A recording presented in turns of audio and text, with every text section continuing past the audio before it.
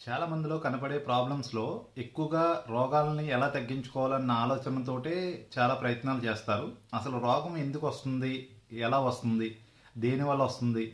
అది కంప్లీట్‌గా తగ్గడానికి ఏమి చేయాలి? అన్న ఆలోచన అన్నది నేను చూస్తున్న పేషెంట్‌లో ఎవరికీ కనపడదు. ఆ రోజుకి, ఆ క్షణం తగ్గితే చాలు అన్న వేలో వెళ్ళి చాలామంది మెడికల్‌లో చాలా రకాల మెడిసిన్ వాడేయడం గానీ, లేదంటే హాస్పిటల్‌ని మార్చడం గానీ జరుగుతూ ఉంటున్నాయి.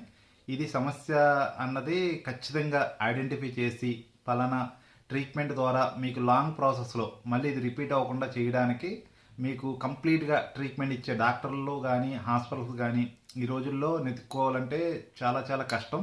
అలాంటప్పుడు నేను చెప్పే దాంట్లో మనకి మేజర్‌గా అన్నది అలోపతిలో ఈ విధంగా జరగడం అన్నది చాలా చాలా ట్రై చేసినా చాలా కొన్ని చోట్లనే ఇలాంటి హాస్పిటల్స్ ఉంటాయి.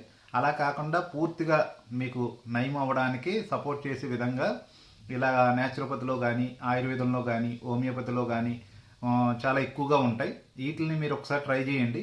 అలా ట్రై చేయడం వల్ల మీకు చాలా తొందరగా మీ ప్రాబ్లం నుంచి బయటకు రావడానికి ఎక్కువ అవకాశం ఉంటుంది. ఇది చాలామంది తెలియక చాలా రకాల హాస్పిటల్ తిరిగాక ఫైనల్గా లాస్ట్లో వీటికి వస్తూ ఉంటున్నారు. అప్పటికే చాలా డ్యామేజ్ అయిపోయి ఉంటుంది. అలా కాకుండా ముందు వీటిని ట్రై చేసి అప్పుడు అవ్వకపోతే బయటికి వెళ్ళండి. ఈ విధంగా చాలామందికి తెలియాలని ఈ వీడియో ద్వారా తెలియజేస్తున్నాను. Thank you so much.